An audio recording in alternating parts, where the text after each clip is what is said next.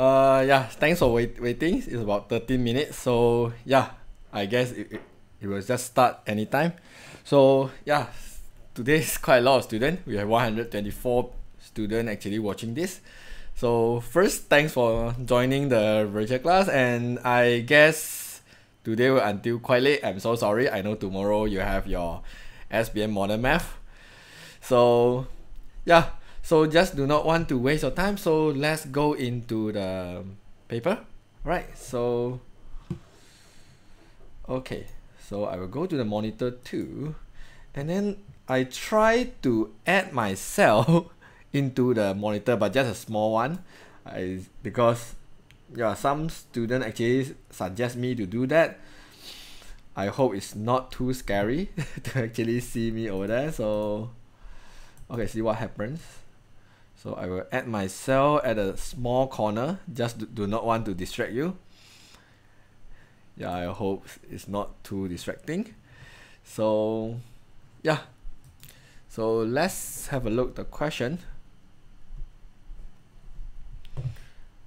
Okay, so just give me a while. Let me adjust a little bit. Okay.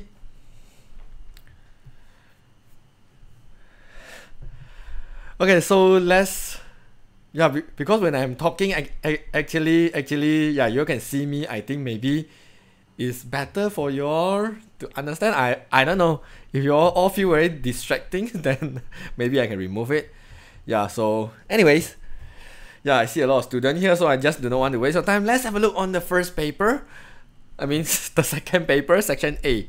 Alright, so yeah, this question actually is quite easy. Basically, you will have a Venn diagram.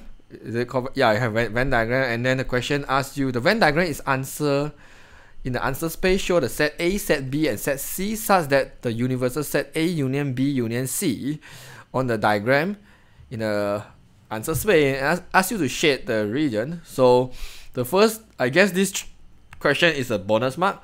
So basically what you need to do is yeah, just shade. When the question over here, the question say A intersect C, mean you only pay attention on the part A intersect with C. So what I will do is, A is a rectangle, C is a triangle, right? Both of them will intersect over here. I don't care about what is B. I will just assume the B itself is invisible. So I will just focus on A and C. So I will just shade them. So the B in the part A here, the purpose of it just to distract you. There's no purpose for it. So it's just trying to distract you. So yeah, so focus on A and C only. Okay, so the part B will be a little bit challenging. You have A union, A complement, or you call A prime, union B intersect C prime. Alright, so this one, so the first one, I will do whatever inside the bracket one first. So if A prime union B, A prime means what? Means outside of A. So that means if outside of A will intersect with B, will union with B.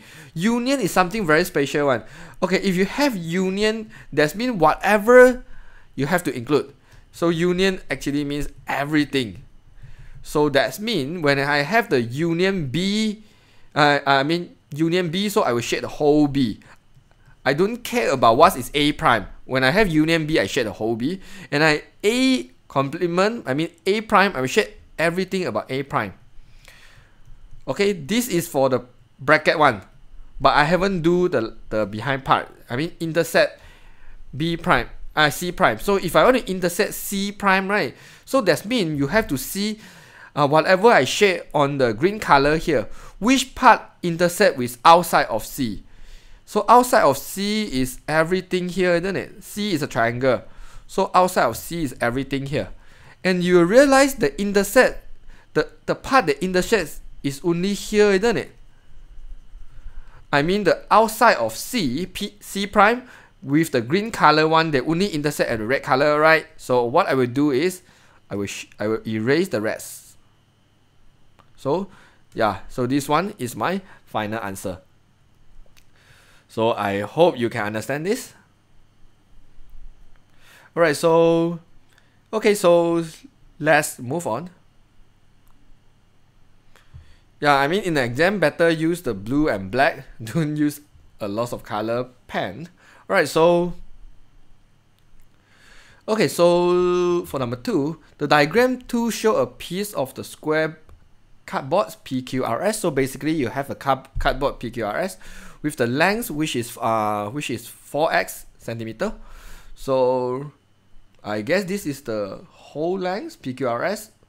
Alright, so a semicircle KLM with a diameter 14 centimeter is cut out from the square board. So and the remainder area is 101x. Alright, so the area here is 101x, and then we have the diameter here is, so the radius for this one will be 7, because diameter divided by 2 you get radius. Okay, so let me see. Okay, so with the length 4x, so that's mean I know this is 4x, this is 4x, something like that. Wow, but the remaining area is 101x, because 4x multiplied 4x is only 16x squared. Okay, it doesn't matter. So let's see what we can do. So he asks you to pi actually use 22/7 to calculate the length of the cardboards in centimeter. So they want to know the length of the cardboards. Okay, so basically they want to know what is 4x, because show the piece of the cardboards with the length 4x. Okay, a little bit confusing for the first sentence, because I'm thinking the first sentence, is it the parameter is 4x or one of the length is 4x? Because the question is said diagram 2 show a piece of the square cardboard which is PQRS with a length 4x. So let's assume with a length 4x. It doesn't say it's a parameter. Okay, just assume what I'm doing here is correct. Okay, so what I will do over here is I want to find the remaining area. So okay, remaining area.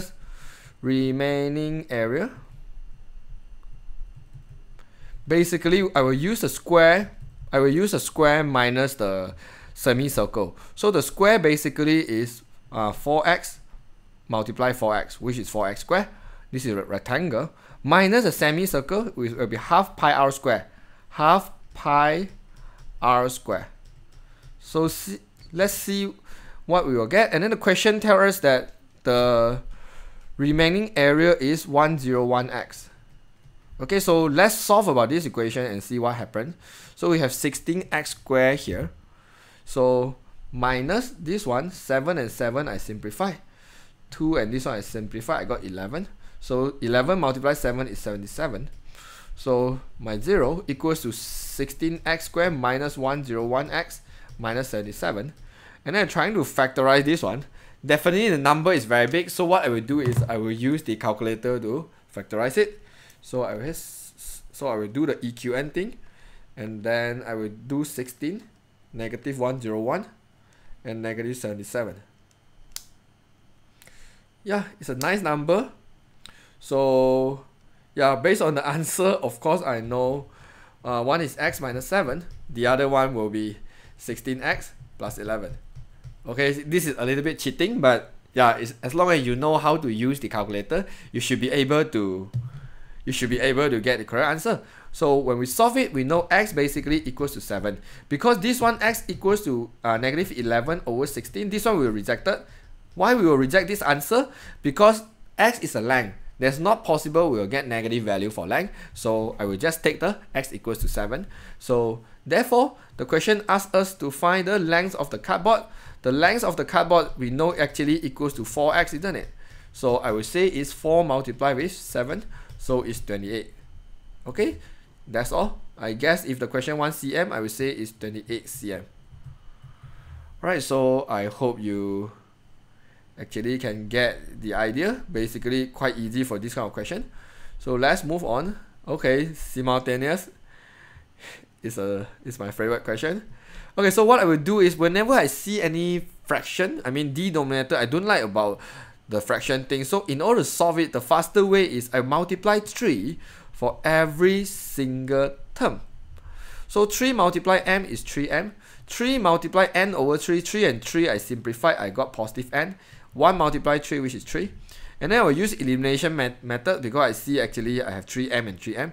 So this is the first equation, this is the second equation. Then I will say I will use the first equation minus my second equation. Alright, so let's see what happens if I minus them. So 3m minus 3m, which is 0. Negative m minus n is negative 2n. And then 9 minus 3, which is 6. So n equals to 6 divided by negative 2. N equals to negative 3. Alright, so if I got this one, I can substitute into any equation I like. So let's say I sub into 1. I sub n equals to negative 3 into 1. So I have 3m minus negative 3 equals to 9. Then I can easily got my answer. So 3m plus 3 equals to 9. 3m will equals to 6. M equals to 2. So therefore, I can easily get my answer. N equals to negative 3 and m equals to 2. That's all. Alright, so I hope you can understand it. So let's move on. Can we use substitution, sir? Yeah, definitely you can do substitution. But because if the fraction is very simple, use the elimination is a lot faster. But you can always do substitution. Alright, so okay. I see some students ask why multiply 3. Okay, this is just one of the way we actually simplify this equation. Because if I multiply 3, basically I can easily like, because I have divide 3, I multiply 3, I can easily simplify them. So it's the easiest way to actually get the equation. If you do not like about this method, of course you can use the traditional method to do that. So I will show you some traditional method. Let's say this is m over 1, right? So what I will do here is I will multiply 3 here, I multiply 3 here, make them have the same denominator. Then I will have something like this. And then I move my 3 crossover multiply to the other side. I have 3m plus n equals to 3. 1 times 3 is 3. Then I still get this equation. But if you know actually you can multiply, it's much more faster. Right, so I hope you actually get it. So let's move on. Can we use the metric method to solve the simultaneous? No. You're not allowed to use the metric method to solve the simultaneous unless the question says so. If the question doesn't say about that, yeah, you better don't use. Alright, so let's move on. Yeah, we have so limited time here. So calculate the angle between AH and the planes ADEF. Where is ADEF? Okay, is this plane? So we have one plane here. And then we have one line, which is a line AH. A to H. Okay, so yeah, it's quite simple. Okay, now you have a plane ADEF. Just imagine if the line AF here, I want to see a shadow on the green color plane here. I will put my spotlight over here. And then when I put my spotlight over here, you can easily see the shadow is actually from here to here, isn't it? This one is the shadow of AF. Alright, of course, there's a professional term they call it orthogonal projection, but it's basically just the shadow. So what happens is you will see a right angle triangle here. So I try to draw out the right angle triangle and give you some idea. Okay, so basically it will be something like this. This is A, this is E, and this is H. And something very important is you have to know this one basically is 90 degree. Right? I mean E over here is 90 degrees. So here will be 6 centimeter. And I can easily find the length of AE because I just using Pythagoras. This is 9, this is 8. So I use the Pythagoras, I can find the lines of AE. So basically line of AE is just like 8 square plus 9 square. And I square it. Right. And then the problem is which angle we want to find. Because this question asks you to find the angle between these two lines, right? So you just imagine you have the line AE and you have the line AH. Both of them also touch at the point A, doesn't it? So therefore, your angle should on the A here. So this is your angle. So basically, I will use tangent. So tangent angle equals to OA, opposite over adjacent. So adjacent, I will use the calculator lah. So basically, I will have 8 square plus 9 square. And then I square it, answer. It should be 0.042. Alright, then I will say 6 divided by my answer just now, and then I move my tangent to the other side. I will actually get the angle. Oh my god, my calculator in radian, so sorry, I changed to degree first. My angle should equals to 24.81. Alright, this is how we do this kind of question. Okay, so let's see, is there any question here? So if don't have any question, so let's just move on over here. So okay,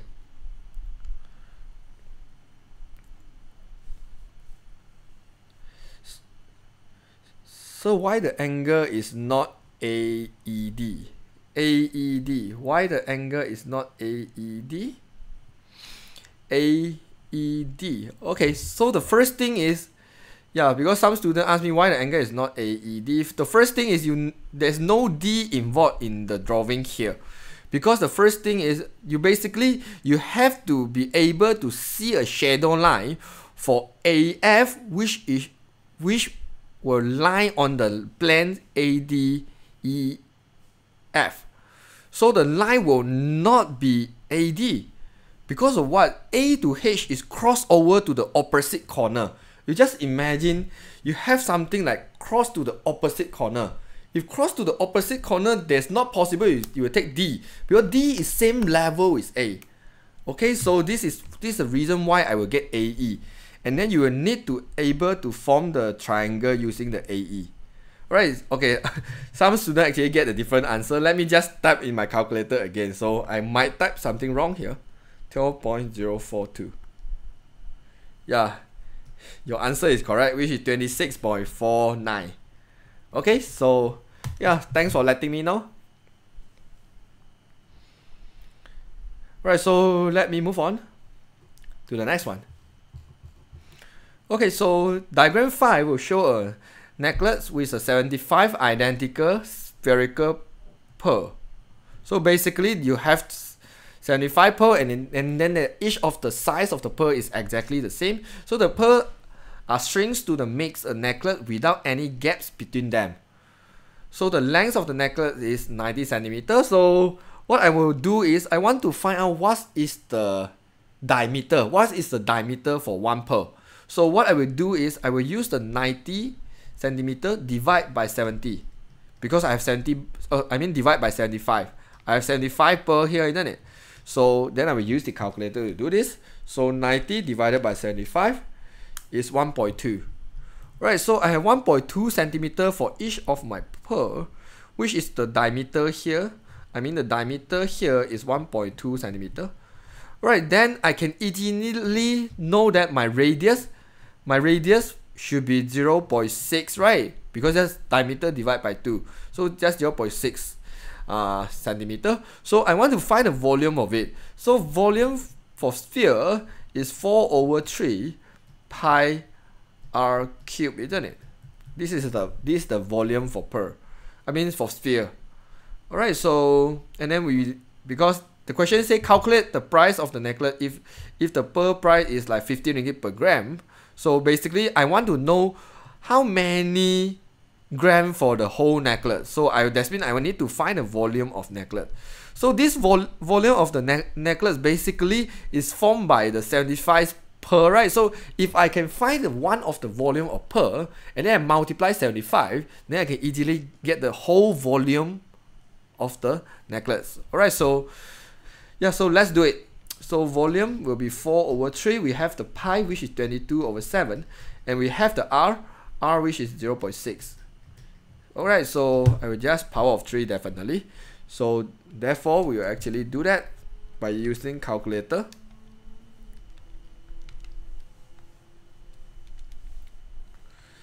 So therefore you will get a very small number, 0.9051 cm cube.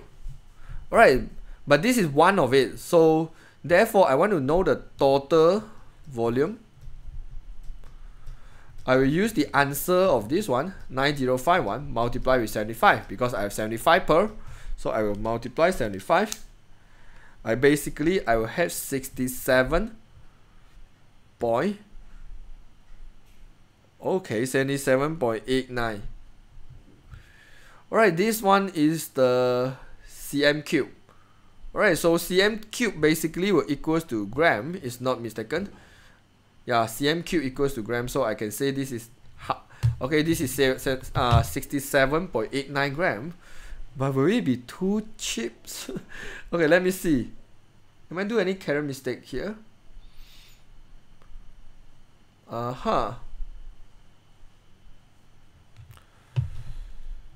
Because it's just less than 100. Is that correct? I mean, it's just less than 100.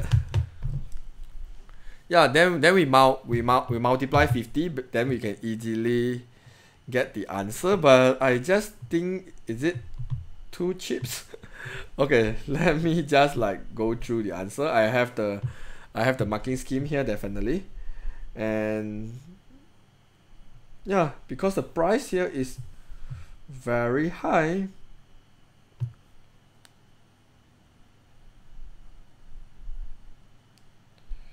(3/5) multiply with 75. Okay, let me just type in the calculator first. Yeah. Oh, yes, this is per gram, right? Okay, yes, you're right. This one is per gram. So I have 67 gram. Okay, it makes sense. Because I realized like why it's so cheap. I thought it's like per 50 gram. Okay, I just see the question wrongly. So you want to know the price? So basically what you will do is, yeah, you just multiply 50. 7.89 multiply with 50 ringgit. Then you will get the correct answer. 7.89 multiply with 50. So you will get a 3000 something and round off to the nearest RM. So I will say this is 3395. So you have to round off. So is it 3395? I mean the answer. Okay, it's 3394. Maybe I take too many decimal, isn't it? So let me just double confirm. 9051 times 75. Okay, and then multiply 50. Yeah, maybe I take too little decimal. Here I should take more decimal here. Then I will get the correct answer. 9051 multiply 75. Which take more decimal here, 67.8825. Then you use this one, 67.8825 multiply with, then you will get 3394, which is more accurate. Alright, so because the question asks you to round off to the nearest RM, so you have to now round off. You cannot leave your answer in cent. Alright, so yeah, why multiply 50? Because the question says the price of the pearl is 50 ringgit for every gram, right? So you have 50 ringgit per gram. Now we have 67.8825 gram. Of course, we want to know how much it can sell, so we multiply 50. Okay, so let's move on to the next one. Okay, so diagram 6 show a parallelogram ABCD and drawn on the Cartesian plan, and is given that the equation AD minus 3x minus 6 equals to 0. So we have the equation of AD, find the coordinate of A. Should be quite easy, I guess. Okay, so let's see. Okay, so we have the equation for AD, which is 2y minus 3x minus 6. Okay, because you have the line which is parallel here, I guess that this one is parallel to x-axis, isn't it? Yeah, because this line is parallel to this one. So when it's parallel to x-axis over here, we know for the coordinate A, the y value will be 6. X value I do not know, but y value will be same with the B because they are parallel. Alright, so therefore what I will do is I will substitute 6 into my y here to find x. So 2, 6 minus 3x minus 6 equals to 0. So negative 3x will equals to 6 minus 12. So basically x will equals to -6 divided by -3, x equals to 2. So therefore, coordinate A is just 2, 6. Alright, it's quite easy if you get the idea. So, and then it asks you to find the equation of the line BC. So, yeah, so what I will do is, I will find the gradient for AD first, because these two lines is parallel, right? So if I can find the AD, I can find the gradient of BC.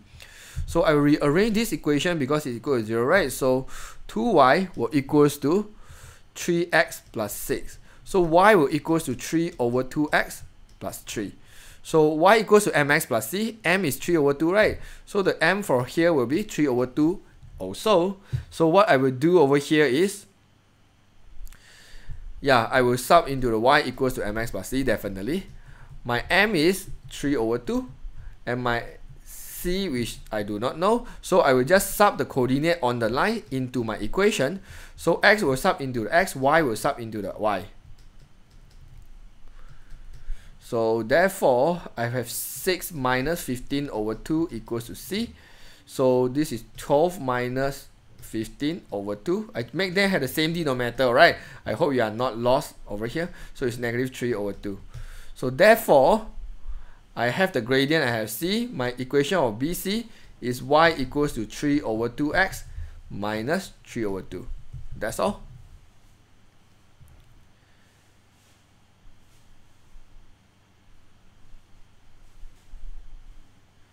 Okay, let's see, do we have any question in the chat room here? Isn't it -6? No, this is +6. So yeah, we'll use the +6 here. Yeah, of course, if you want to use the MF formula to form the equation, yeah, you can always do that. But because now I'm teaching modern math, so I just use the modern math formula for it. Wait, where did you get the gradient 3 over 2 from? The 3 over 2, basically, I rearrange this equation. I rearrange this equation and make it into the y equals to mx plus c. Because if you have 2y minus 3x minus 6 equals to 0, this equation doesn't tell you anything. But if you rearrange the equation into the y equals to mx plus c, basically you can get your vertical intercept, which is y-intercept, and gradient easily from the equation. And then the question says AD is parallel to BC. So basically I know they are parallel. Parallel means what? They have the same gradient. That's all. Alright, so okay, so let me move on. No, we never use the radian in modern math. Make sure you only use the degree. Yeah, and normally I also not encourage my student to use the MF thing in math. Because why? I just worry maybe the examiner never study MF, and then they do not know about your formula, and then they will just mark your exam paper based on the marking scheme. But the marking scheme itself don't have that formula, then you might lose mark because of that. This is some logic lah. Alright, so, and you can realize my OneNote basically already hang here, so I need to restart my OneNote again, so give me a while.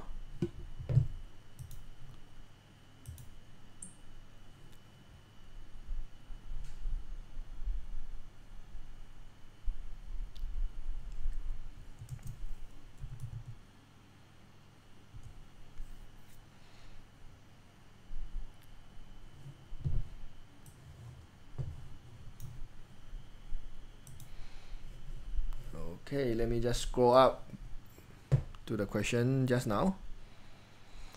Okay, then let me just zoom in a bit because I guess you might not be able to see it. Where's the zoom view? Alright, so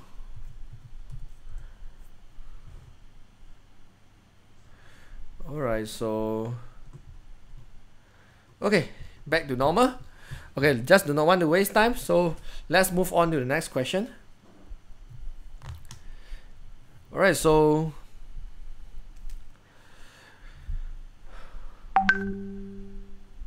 okay, so let me just off my WhatsApp here because it's a bit disturbing.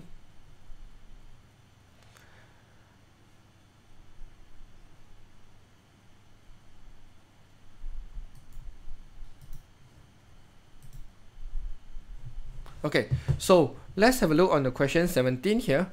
So complete the compound statement in the answer space on the page 13 by writing the words or and to form a for statement. So basically, yeah, they want a for statement here. So what I will do is, yeah, I want to see how I can do. So you basically you need to know when one is correct, the other one is wrong. If you use the or, this is still correct statement. Okay, so if both is wrong, you use or, yeah, it is a false statement. But if one is correct, one is wrong, you use and, means wrong. If both correct both wrong and both correct, it's the same idea lah. So yeah, so from here I will go to the question here. Okay, for x and y intersect with x, y, z, and then equals to this one obviously is wrong. It's very obvious. If you cannot see that, then I will explain a little bit. So yeah, so if you have a set here, so I'm going to call this set is x, y, and z, and you have another set which is x, y only. So both of these sets, they intersect at x, y, isn't it? So when they intersect, this answer should be x and y. So when the question says that, this is wrong, right? Confirm already. And then the second one, okay, for the second one, the chords of the equal lengths cut what is that?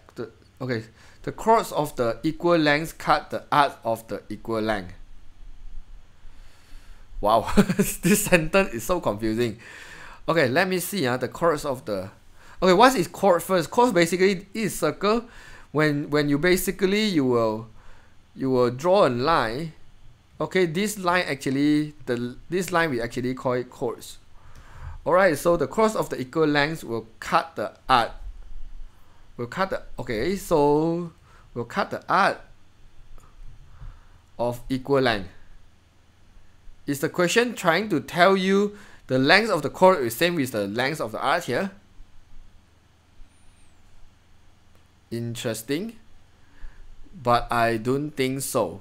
So I guess this is wrong also. Oh, this is correct. Okay, so let's do some simple experiment. I randomly give a value here. So I randomly call it 7. And I give an angle 60 lah, because it's easier. And then we're trying to find the chord length, and then we're trying to find the arc length. But it's not mistaken, they will never be the same. But if both is wrong, then this question have problem already. If because both is wrong, you want to make this one become false statement, it can be and it can be or. So it must be one of it is correct. Okay, so let's try to find the chords. Okay, so this allow me to use some MF formula here. So 7 square plus 7 square minus 277 cos 60 square root. Okay, I just want to like prove myself. So you don't need to bother about this formula because this is MF formula.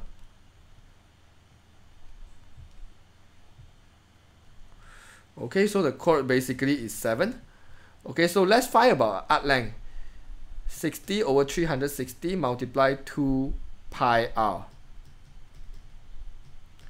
So 7 and 7 I cut, 2 and this one I cut, I got 11. This is 1 and 6. So this one basically you will get 11 over 6. What? 1 over 6 multiply 2 pi r. 2 pi is 22 over 7. R is 7. Why so short one? I mean, because 11 divided by 6 is 1 point something. Can't even do the simple math. I just cannot accept I cannot do the simple math. This is the way we find arc length, isn't it? Angle over 360 multiply 2 pi r. Yeah, which is correct. Okay, so I guess this question itself got some problem. Okay, let me check the marking scheme.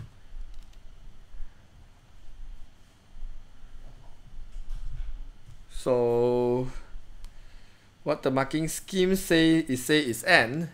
Okay, so marking scheme actually say n, that means one of the statement have to be correct. So the cross of the equal length cut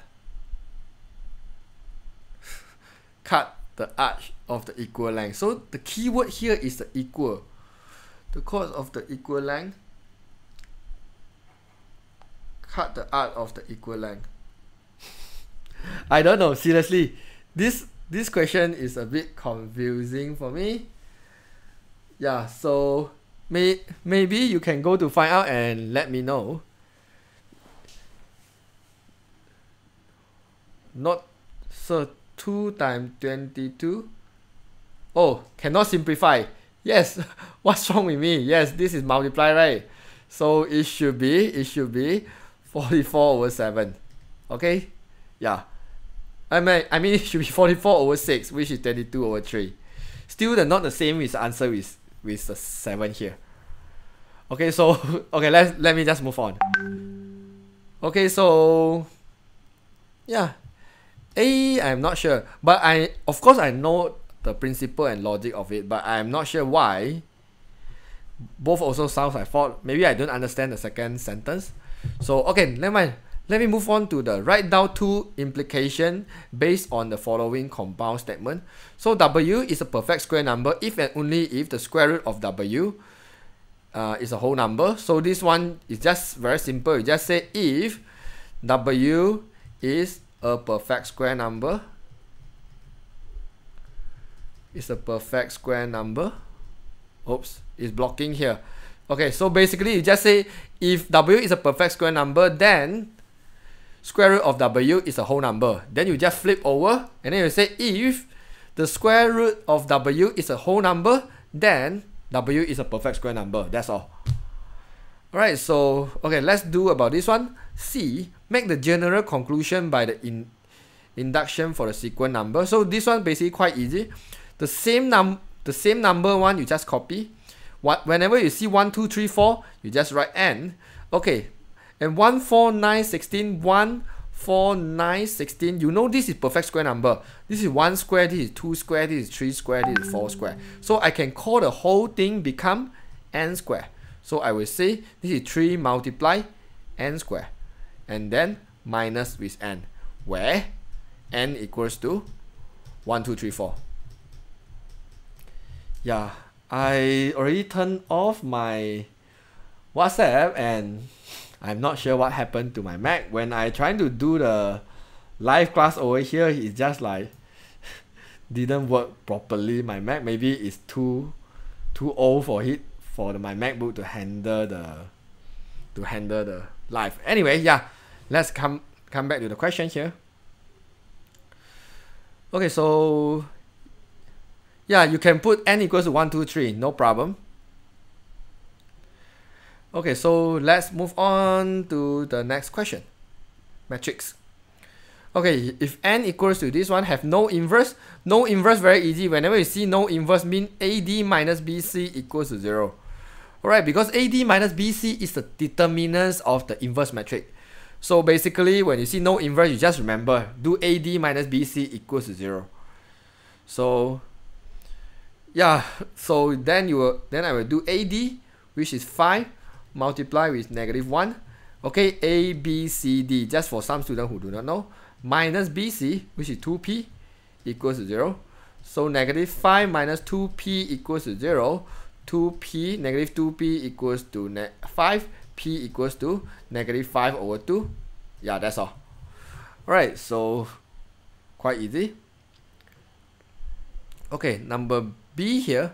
So the diagram 8 show two main ingredients used in producing two types of cake in the bakery of a particular month. So basically a tiramisu cake and chocolate cake, I guess. And then this is the ingredient you need. You need ingredient A for 40 kg, ingredient B for 23 kg. For this one, if you want to make a chocolate cake, the ingredient A is 2x and B is y. Alright. It's given that the total mass of the ingredient A and B for chocolate cake is 54. So that means I know 2x plus y would need to equal to 54 because the sentence says so. So by using the matrix method, find the mass of the ingredient B for chocolate cake if the total mass used of ingredient A for both cake is twice the total mass used in ingredient B for both cake. Alright, so therefore I know that basically ingredient A, which is let me see, the mass of the ingredient B of chocolate cakes. The mass of, so if the total ingredient, okay, so that means I know 40 plus x plus 2x. So this is the total ingredient for A, right? Will equals to the twice, means double the total mass of ingredient B, which is 23 plus y. And then this question basically you need to use the matrix to solve it. So I will solve the equation and rearrange them first. So I have 40 plus 2x equals to 46 plus 2y. Okay, I will make this the equation look like this. So I will just simplify it. So yeah, there's so little space for me to write, so I will write at the bottom here. So basically I have 2x here, so I will write a 2x and then minus negative 2y. I move the 2y to the other side, will equals to, move the 40, I will get 6. So I divide 2, so with x minus y equals to 3. Alright, then I will write here x minus y equals to 3.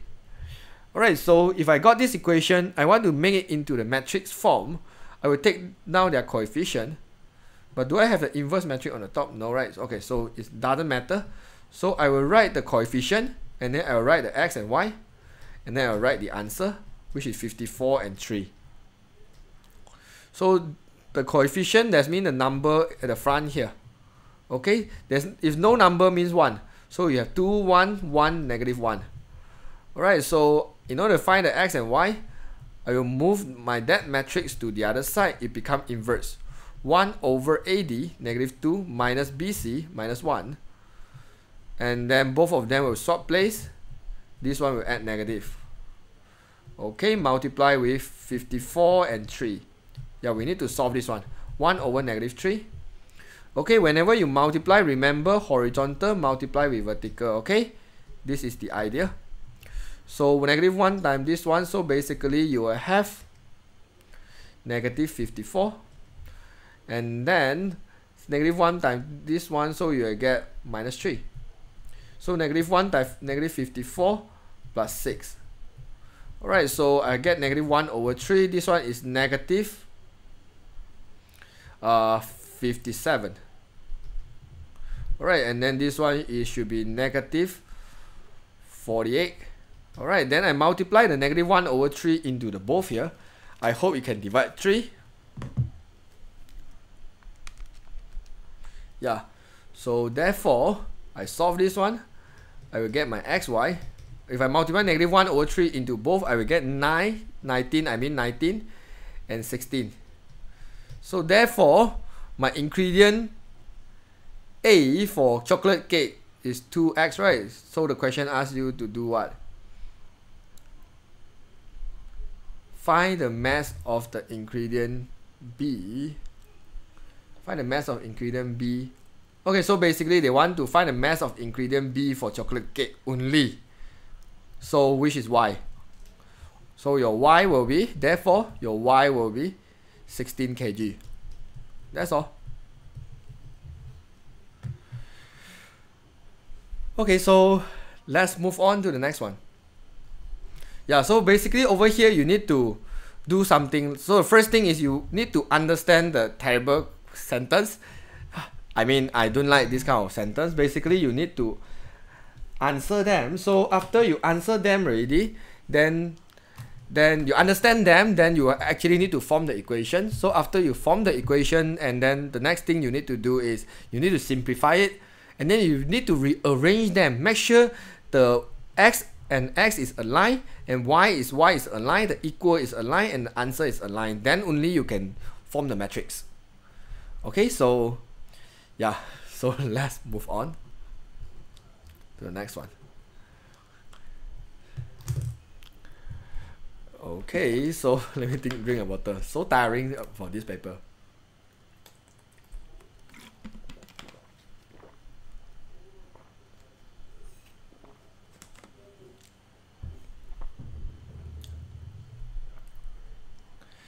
Okay, so diagram 9 will show a shapes of consists of the square ABCD and two semicircle with the diameter AD and BC respectively. Okay, finally we see something easy.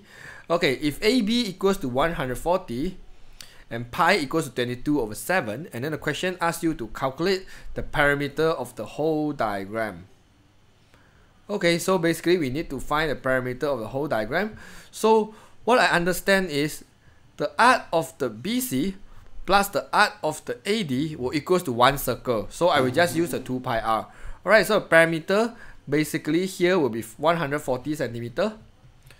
And then the bottom DC is 100 also, so I will multiply 2 plus the arc length here, which is 2 pi r. 2 pi r. Okay, so what is our r here? Yeah, you need to do some minus here. So both is 14 here, right? So because the question actually tell you that this one is a square, ABCD is a square, so that means the whole length here will be 140 cm as well. So I just minus both of the 14, I can get the diameter. So after I get the diameter, I will divide 2. So 140 minus 14 and minus 14. So we get 112. So the diameter of the circle is 112. Then I will divide 2. 56. So my r here is 56. Okay, please know how to find the r, okay? Then just use the calculator. You can easily get the correct answer.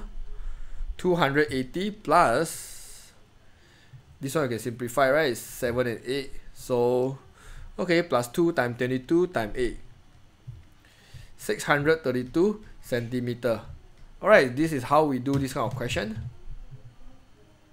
Will it be like too big, the value? I hope not. Okay, just let's move on. Okay, y minus 14. Okay, let's see. Okay, now my objective here is to get this diameter. I'm trying to use the blue color to give you some idea.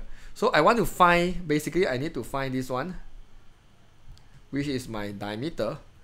So, but my diameter over here is actually, it have the 14 centimeter here. And the whole thing is 140, right? So this is the reason if I want to do the diameter, I have to minus both 14, right? Then only I can get the diameter. Then you want to get radius. Radius basically is diameter divide 2. Okay? I hope you get it. The answer is 720. 140 minus 28 divide 2. Really? let me just double confirm. 280 plus 2 multiply 22 multiply 8.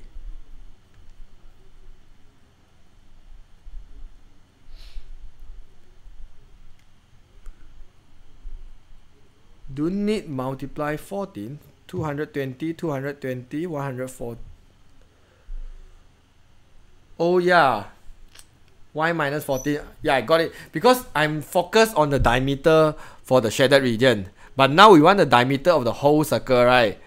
Yeah, so this one is for later one. Okay, this 112.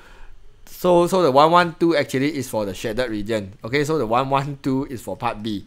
Okay, so for part A, you will use the whole 140. So this one is just 70. Alright, so yeah, a bit blur today. I'm not sure why. Alright, so let's do it. So we have 10 here. So then we have 280 plus 2. Okay, 280 plus 2 times 22 times 10. 720. Is it the correct answer? Okay, I hope it is correct.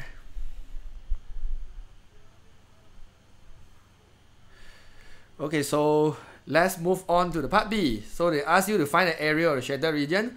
Okay, now we will do the part. Okay, so basically, just now we just find the radius for the shaded circle. Basically is 112 divided by 256, right? So basically, I will use a circle, which is pi r square, plus the rectangle. The rectangle is 112 multiply 140. Okay, this one is a rectangle, and this one is a circle. Okay, because this length over here is 112, and this length is 140. So the rectangle is just 112 times 140, and the half circle plus half circle equals to one whole circle. So yeah, therefore pi equal to 22/7. My r is 56, which I just did it just now, plus this one. Alright, so 112 times 140. Wow, it's a very big number.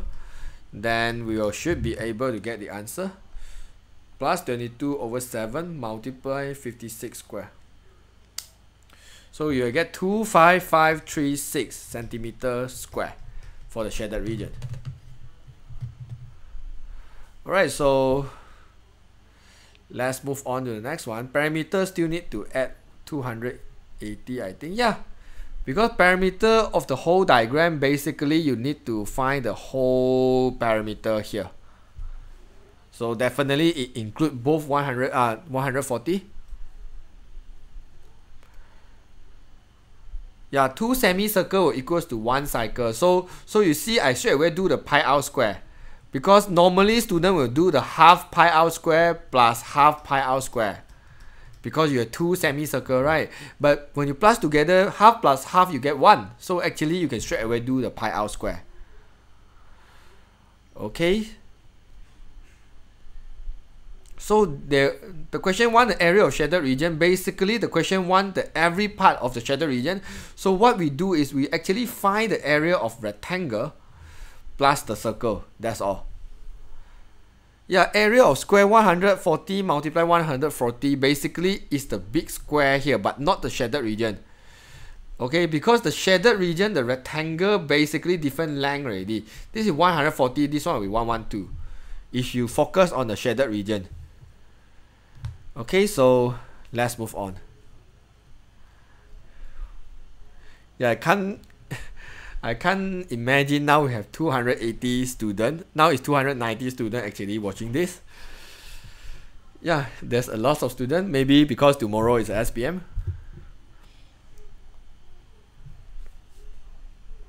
Okay, move on. Question number 10.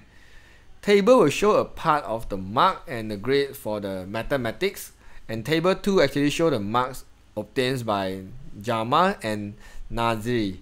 Alright, so basically you have the test 1, 2, 3, 4, 5. You have the mark, and then you have the 2 table. Complete the table 10.3. Okay, where is 10.3? Wow. Basically you need to do the probability. Okay, so for grade A, grade B, and then for both person. Okay, let's come back to this one. Okay, so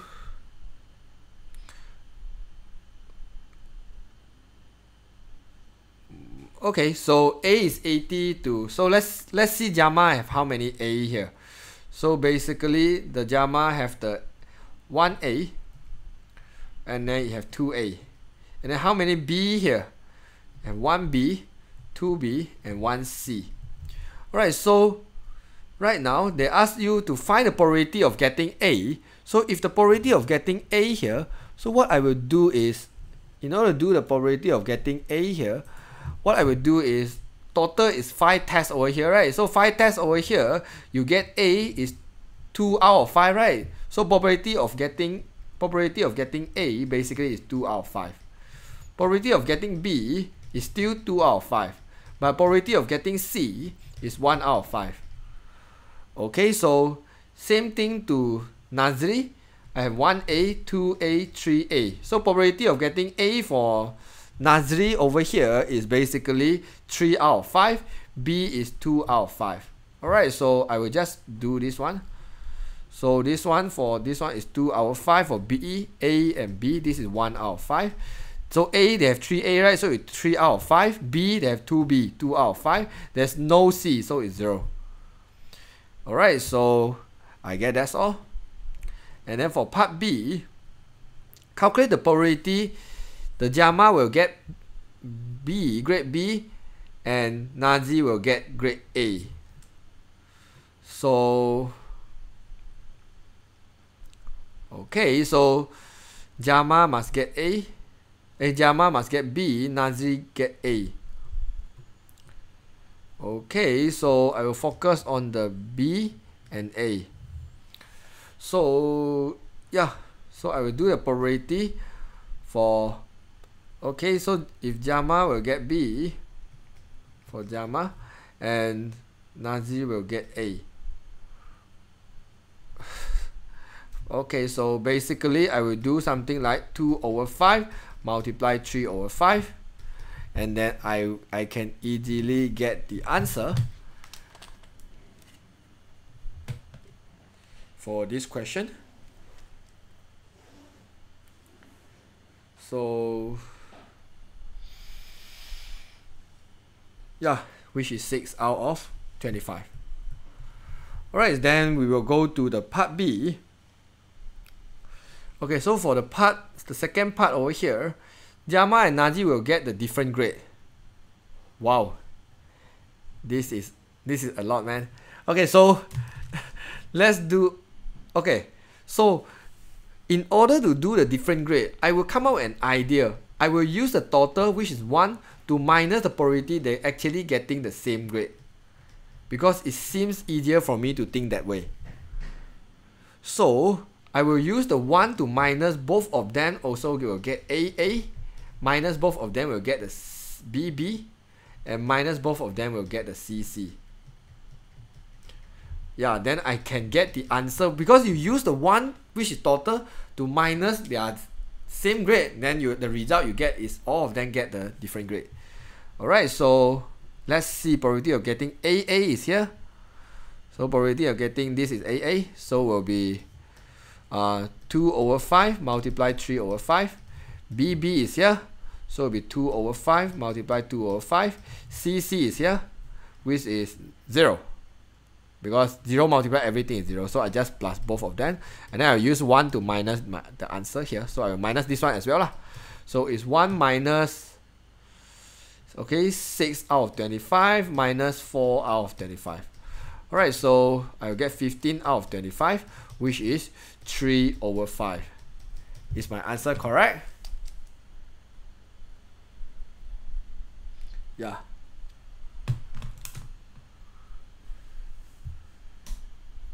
When to use tree diagram?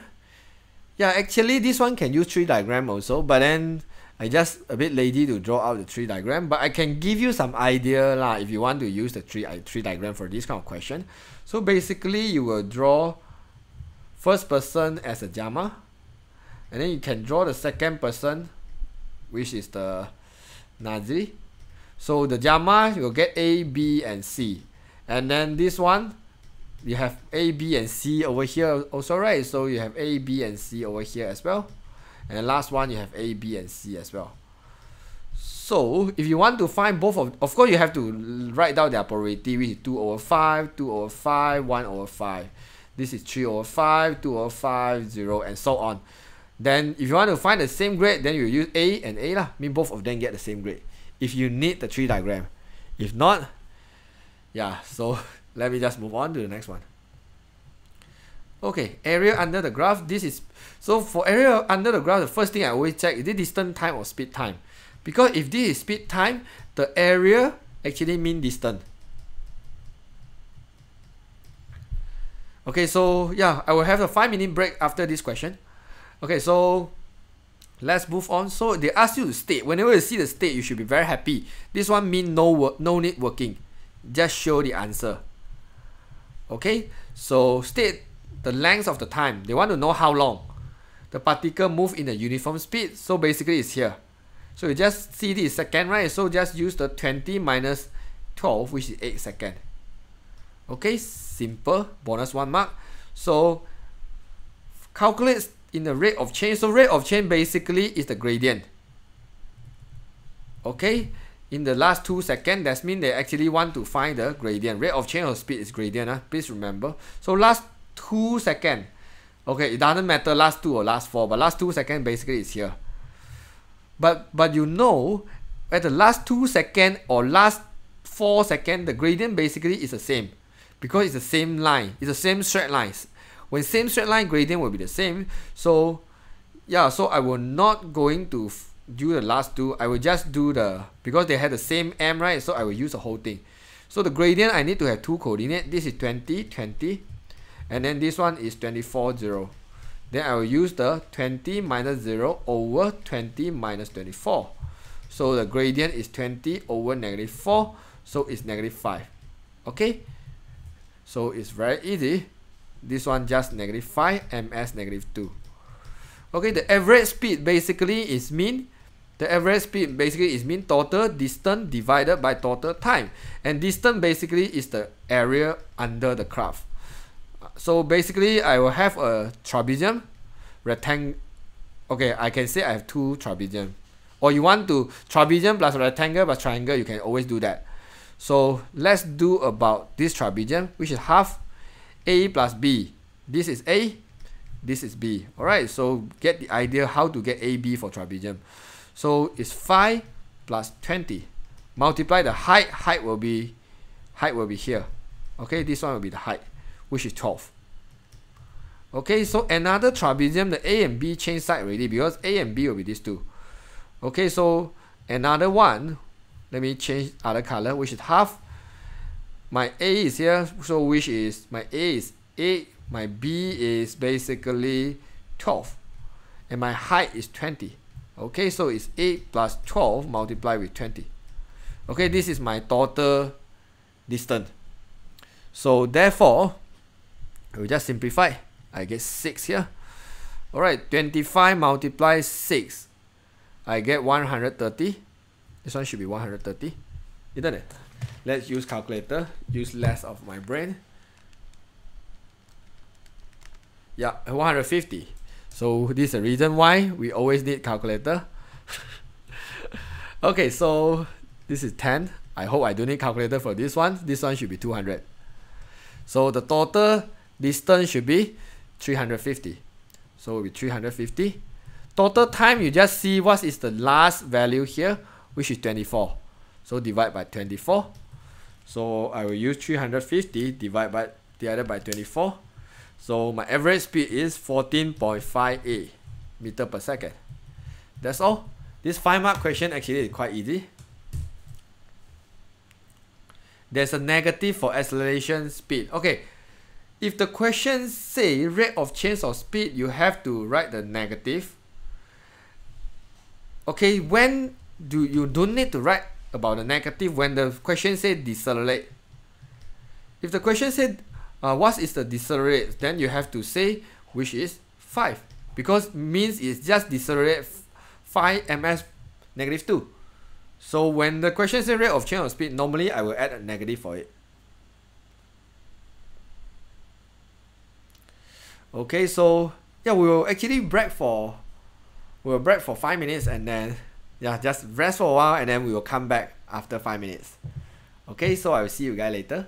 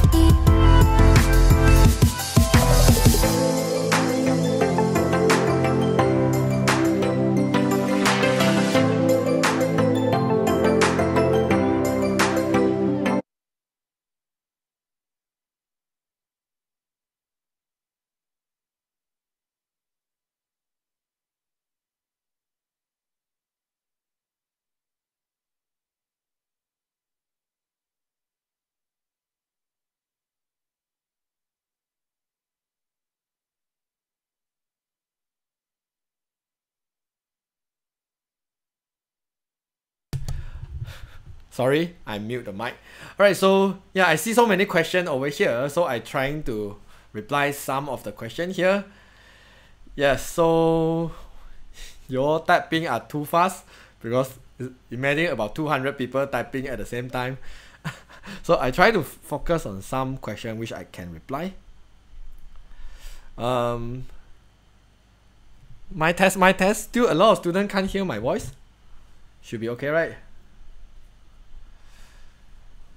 Okay, so yeah, actually some students ask me why just now that one is not velocity, something like that. Because when you got the distant time graph, the gradient is velocity, but you have speed time graph, then the gradient means rate of change, or you can call it acceleration. And as a rate of change will always have the negative value, it means actually the rate is decreasing. Okay, so any other thing? And for about MF live class, we will have one on Wednesday night because I know your paper is on Thursday. I'm thinking to arrange one more on Tuesday night also, but I'm not really sure about the time yet because I have the class. Most probably quite late. And some students actually feedback to me like don't do the class too late because will affect the student exam performance tomorrow. I mean the next day. So but then my time is so limited. So if want to like do the live class, I have to do it at night because morning to evening or sometimes my class is until the night. So I'm so sorry about that. Did sir do MRSM Earth? Yeah, for this one we will do the Earth question, no problem. I love Earth question so much, so definitely we'll do Earth question. So okay, is there anything else? Yeah, so for those who need to wake up at 5 AM in the mornings, yeah, I'm sorry about that because you shouldn't stay until too late because you need to have enough sleep for your math exam or MF exam. Right, so I don't see any important question in the chat room here. Then I will move on to the question. Okay, so yeah, do not want to waste time here because finish earlier, then you all can go to actually rest early. Right, so let's have a look on the question here. Okay, so the next question, okay, is a selective question. I hope here got the graph paper for me. Again, here don't have the graph paper for me, then I will have some trouble here. Okay, we skip this one first, and then later I trying to find some graph paper software in my laptop because I have some sketching application. I hope that one can open the graph thing, so I will skip the graph part first. Okay, we go to the transformation. Okay, the transformation have the diagram, then it's very nice. Okay, so okay, transformation n is a translation, -1, -4. So you should know -1, -4 over here is mean. -1 mean going to the left hand side 1, -4 mean going down 4 unit. Okay, so and m is the rotation 90 degrees. This is center point. -1, 2. Okay, so state the coordinates of the image of 3, -2 under the. Okay, so I believe we can do this one in the graph here. 3, -2. Okay, so need a lot of scrolling here. 3, -2. Where is 3, -2? 3, -2 is somewhere here. Let me use some. Okay, 3, -2. It should be this one. So we want to find the image for this one. 3, -2. And then translation is -1, -4. Okay, center point. We want to rotate clockwise, right? Center point is -1, 2. Let me plot the center point first. -1 and 2. Wow, the center point is -1, +2. And the translation just now n is -1, -4. And then rotation, we have clockwise 90 degree. We have clockwise 90 degree at the center, -1, 2. Okay, I just hope all my information is correct, then we will start to do. -1, 2, 90 degree. Okay, this is correct. The first one, they ask you to do n square and nm. Okay, I will do both. N square and nm. Nm or mn? Okay, which is correct. I'm sorry about keep scrolling. I guess you are a bit headache about this one. Okay, so n square means what? Basically, you need to perform the n 2 times. So, okay, this is the point. This is the point. We need to perform n 2 times. That means is basically, you just imagine this one do 2 times, it will be -2, -8. Okay, just times 2, alright? Or you can do manually 2 times, you will still get the same answer. So yeah, this one I think you can do from the coordinate itself, because the coordinate here, right now this coordinate is basically 3, right? This is x, right? And y is -2. So never mind, don't confuse you, right? I just write in the coordinate pattern. Okay, then after the n, so that means the 3 need to -2 and the 2 need to -8. Okay, because this is for x, this is for y, that's all. Then your coordinate should be 1 and -6.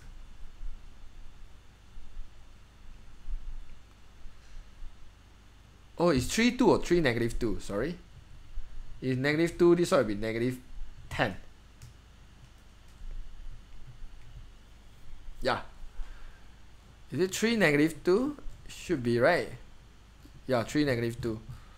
Yeah, so your for part 1, this is your answer. So basically, x, you just do the x in the minus over there. And then the y, you will just do the y over there. So it's very easy. Okay, for second one, m, we will do the m first. I guess this is m.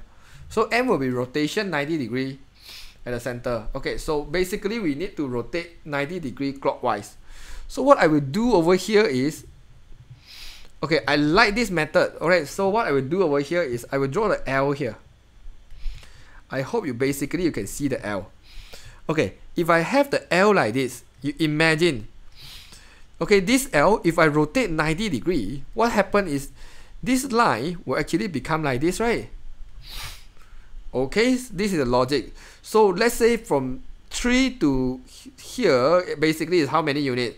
This is 4 units here, this is 4 units. So that means I rotate 90 degree is basically will go to 4 and 4. So it will be here. So my coordinate will be, what is the coordinate here? Is 7, 2. So therefore, if you want to like write nicely, maybe you can do like this. You are at 3, -2.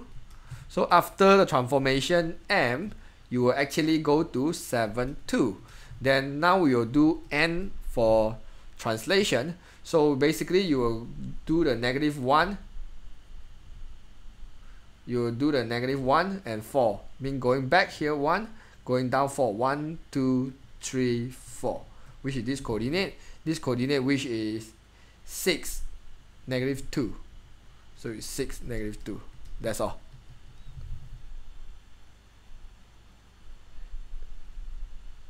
Is it clockwise or anti-clockwise? If clockwise, should be correct. If anti-clockwise, then it will be the other way. So if the blue color L here, if I do the anti-clockwise, is basically it will rotate like this. Okay, it's anti-clockwise again, it will be something like this. Okay, so let's move on.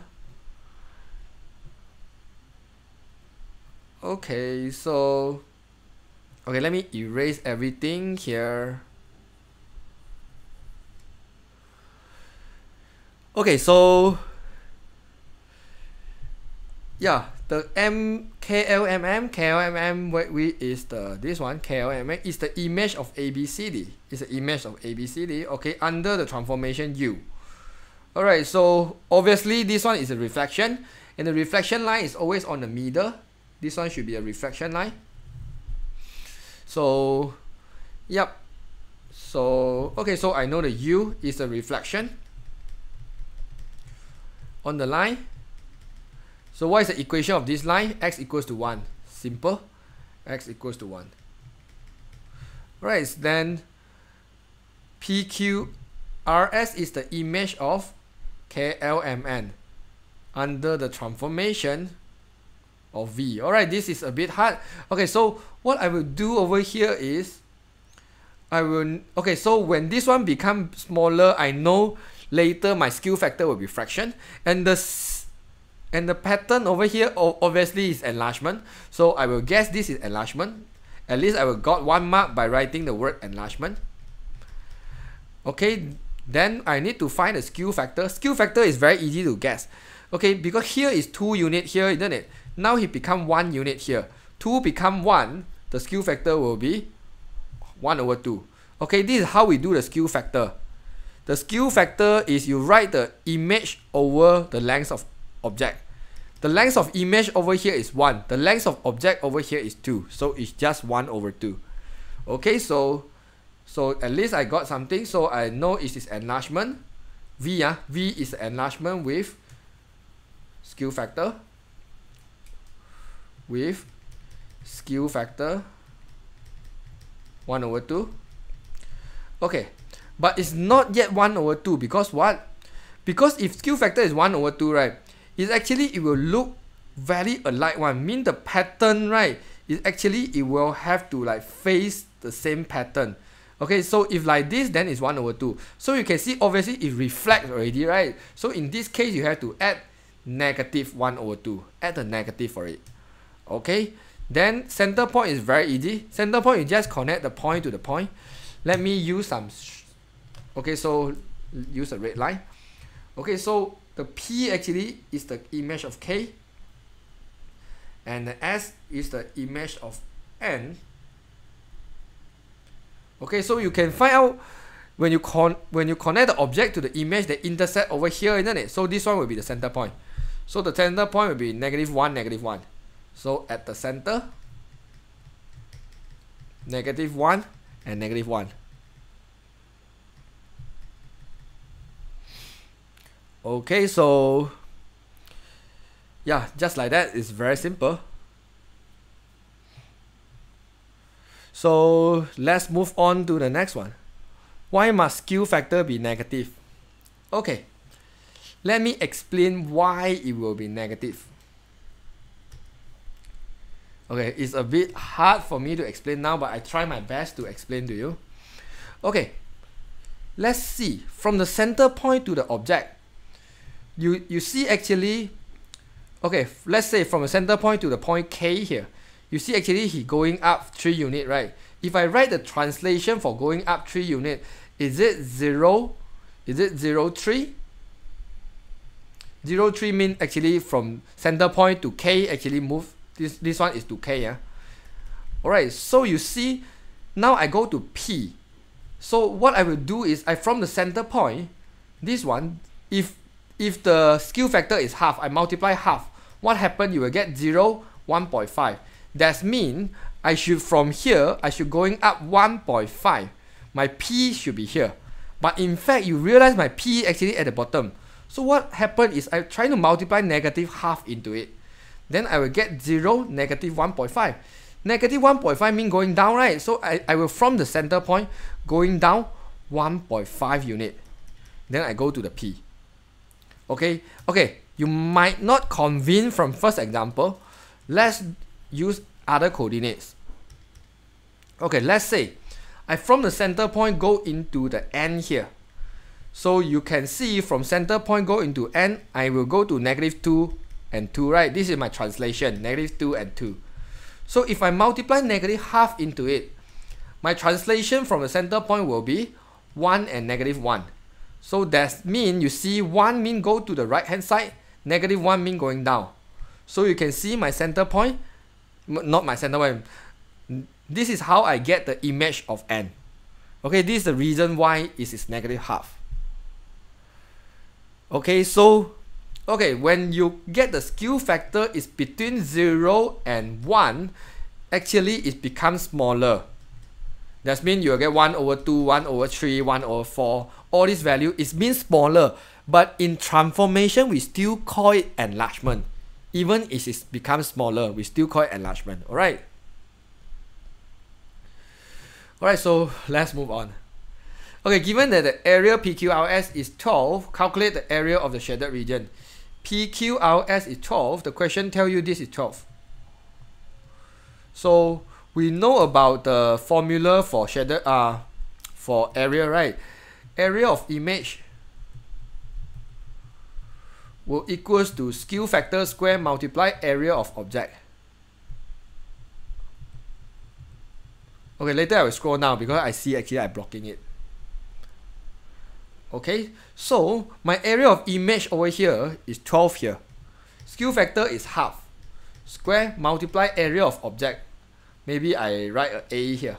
So in order to get the area of objects, which is the ABCD here, I will use the 12 multiply 1 over 4, which is 4 here. I mean 12 multiply 4, the area is just 48. That's all. So because this question is, the smaller one is the image, the bigger one is the object. Alright, this is the reason why you get 1 over 2. If the other way, you will get 2. Alright, so let's move on to, wow, what is this? Okay, this is frequency polygon. Okay, this one do need to draw, isn't it? For this part of, okay, you may use the curve ruler. Okay, still need to draw, but since it have the sort of graph over there, maybe I can use it. I don't know. Let's see about what is this question. Diagram 14 actually show a frequency polygon, which represents the height in centimeter for the groups of the 40 students. Okay, that's mean from here, I guess you will have a table. You can easily get one table here, which is this is height, this is number of students. Alright, so yeah, you have so many height here. So normally I will focus on this point only for frequency polygon. This is all the height I have, and I will just do it. So yeah, I don't have any student with the height 138, but I have 143. The height is, I have how many of them? I have 7 of them. And for 148, I will have 8 of them. For 153, I will have 10 of them. For 158, I will have 6 of them. And 168, I mean 63, you have 5 of them. And 160, no, this is 8, sorry, I circled wrongly. 168, you should have 3 of them. And 173, you should have how many? You should have 1 of them. And I'm trying to sum all the FCs. Is it equals to 40 or not? So 7 plus 8 plus 10 plus 6 plus 5 plus 3 plus 1. Okay, equal to 40. Nice. And you should know the height for the frequency polygon actually is the midpoint, or some book call it mid interval. That means this is not the range, but then this one is the midpoint, which is x. Alright, so based on the diagram 14, complete the table 14. Oh, you have a table at the bottom. Estimate the mean. Okay. Oh my god, I need to redo it, but it's fine. So yeah, interesting. So we have the height. You see this one, 136. So the midpoint for this one is 138, isn't it? Just 136 plus 140 divided by 2. So you can see the first value should be 138. Alright, so let me just copy down the number. 7, 8, 10, 6, 5, 3. 7, 8, 10, 6, 5, 3, 1. Alright, and then we know the next one. Basically, you can see this pattern, and then you just follow the pattern. It just increase 4 number, right? So it's 141 to 145. And you got 146 to 150. And then you will get 151 to 155. And then you have 156 to 160. And then you have 161 to 165. And then you have 166 to 170. You have 171 to 175. Alright, upper bound is very obvious. So this one is 145.5. You have 150.5. Just keep on plus 5 lah. Okay. And then frequency, cumulative frequency means 0 plus this one, you get 7. 7 plus this one, you get 15. 15 plus this one, you get 25. 25 plus this one, you got 31. 31 plus this one, you got 36. 36 plus this one, you got 39. 39 plus this one, you get 40. Alright, this is how we do the frequency, cumulative frequency. Yeah, this is modern math because some students still think this is MF. This is just a modern math. Alright, and then the question basically asks you to, the part B, they ask you to do what? To calculate the mean. Nice. Because the height here is basically is x. The mean is what? The mean formula is sum of fx over sum of f, right? So what I will do over here is I will just do the fx because sum of f I have already. So I will do fx here and then I'll plus them together. Then I can easily got my mean. So I will just multiply 143 times 7. 1001. 148 times 8. 1184. 1530. 158. I mean multiply 6. 948. 163 multiply 5. 815. This one 168 multiply 3. 504 and 173. So I will plus all of them together and then I will get the sum of fx. Then over here I will get my sum of fx. I just plus everything together. 1001 plus 1184 plus 1530 plus 948 plus 815 plus 504 plus 173. So you got 6155. Alright, so you got 6155. You want to find the mean, then you just use a 6155 divided by the sum of f, which is 40.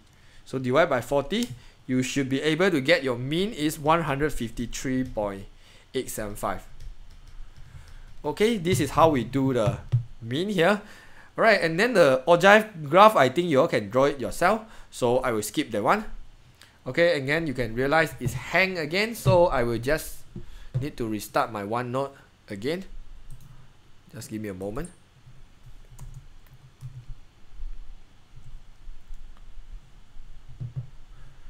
So which graph you use the midpoint?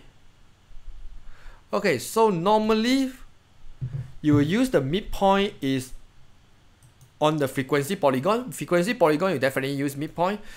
And then you can still use the midpoint for histogram. But then normally histogram, I prefer use lower bound and upper bound. Lower boundary and upper boundary. But you can use the midpoint for histogram. But for the ogive, confirm the horizontal axis must be upper bound. This one must be cumulative frequency. Okay.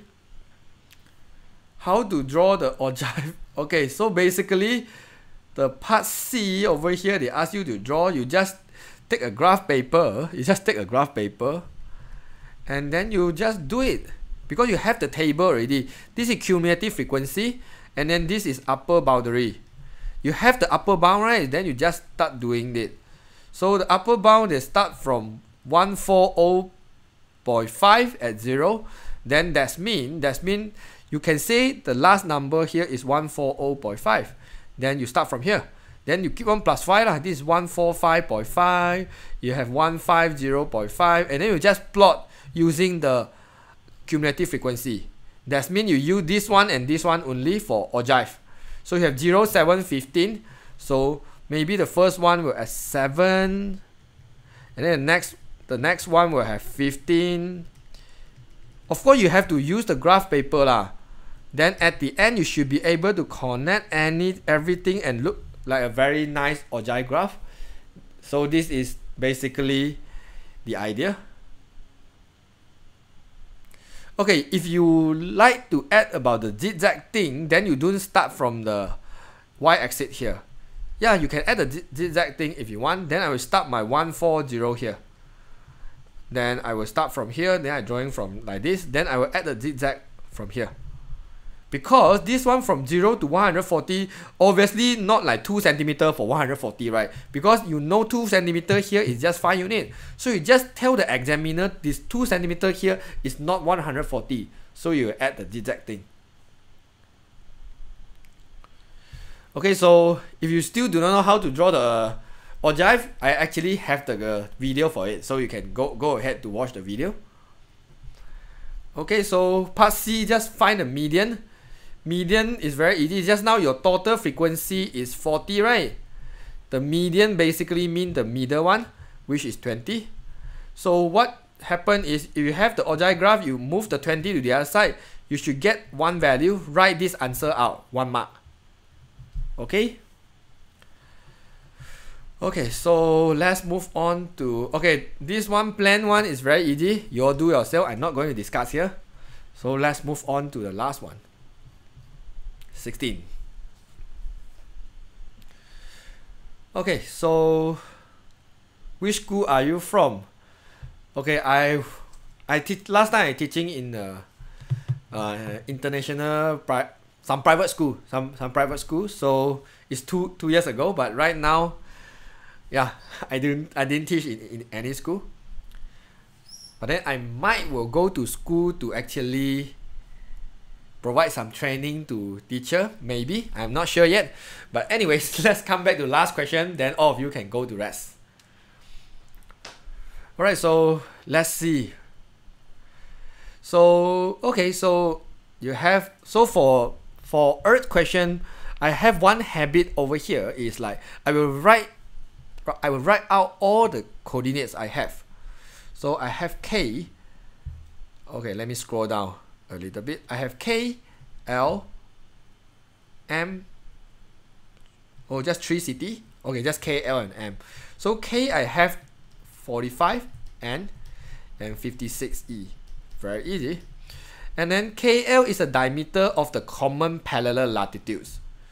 Okay, so if you see the diameter of the common parallel latitude, you should be very happy because both of them will have the same latitude value, which is 45.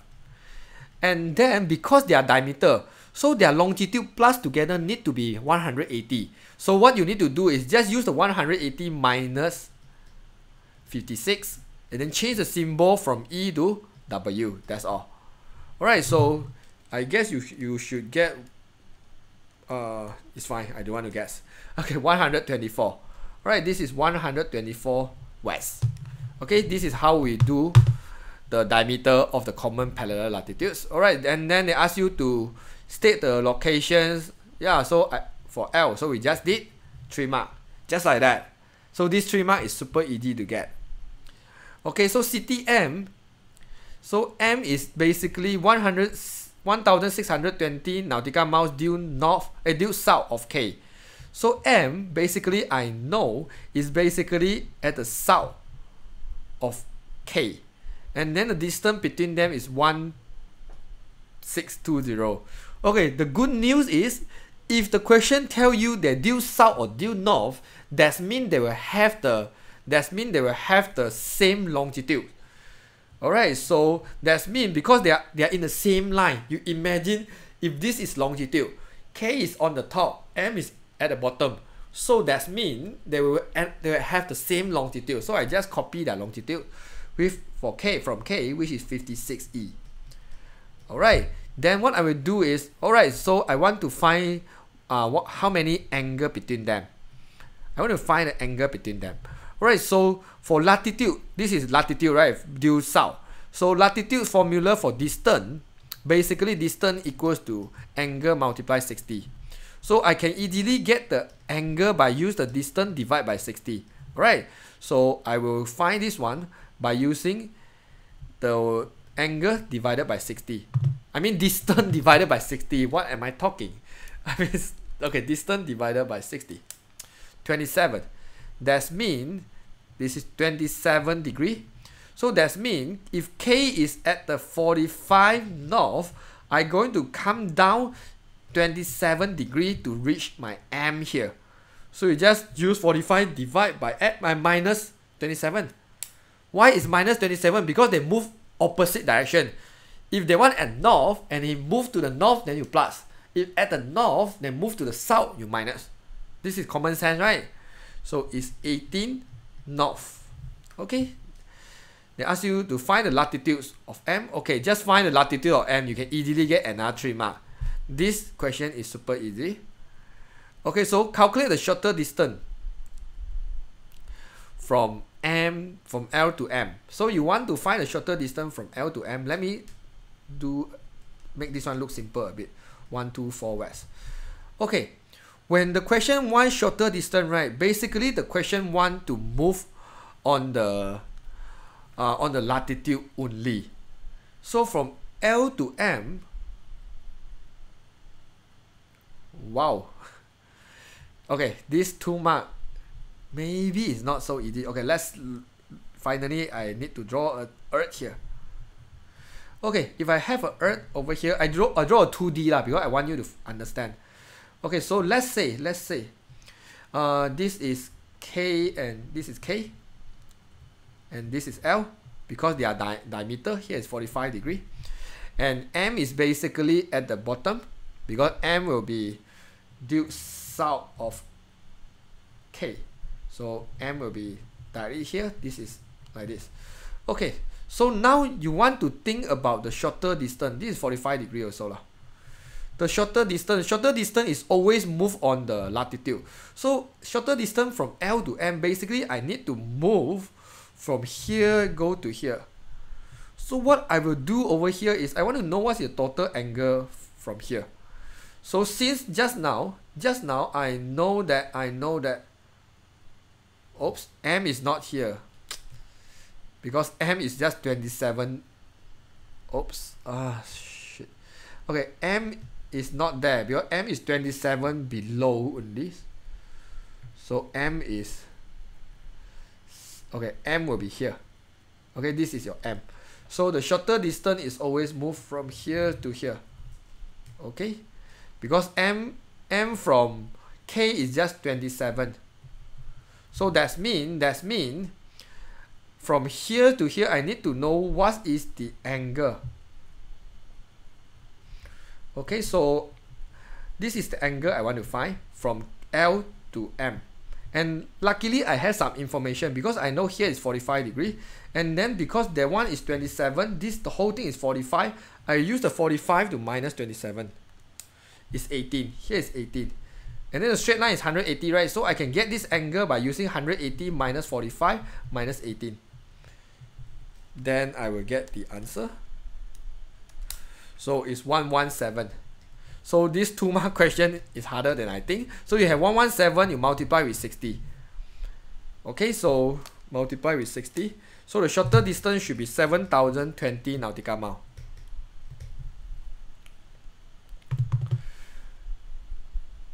Okay, so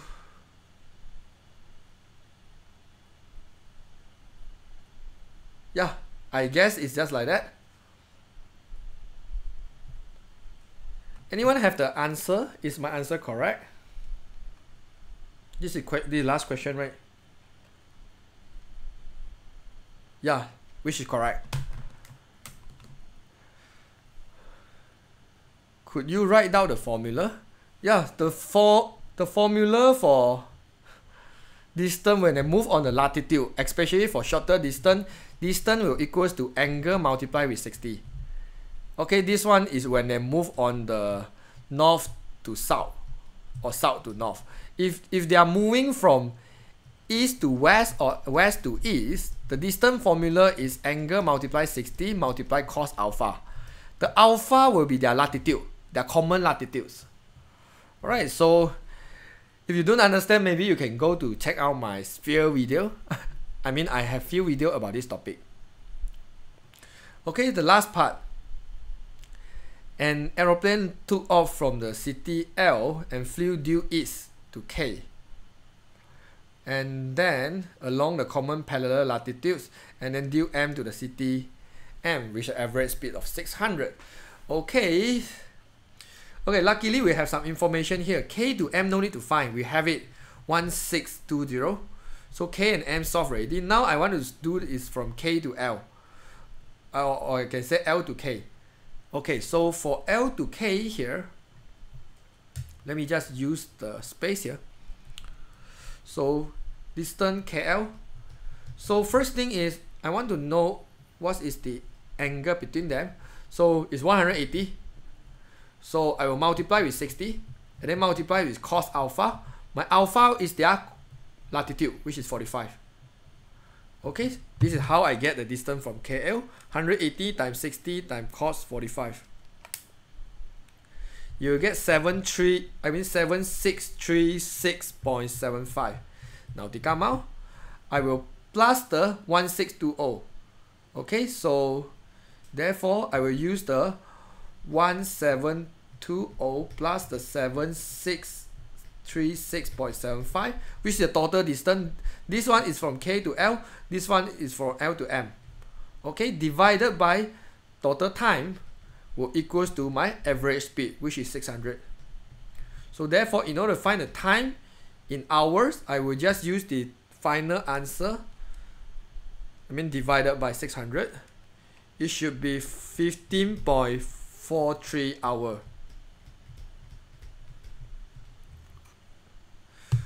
Alright, so yeah, that's all for this question. Why use 180? Why minus 18? Okay, it's not easy to explain, but yeah, first thing first. Okay, why is 180? Because K and L is the diameter. Diameter, that mean the angle for K and L is totally 180 degree.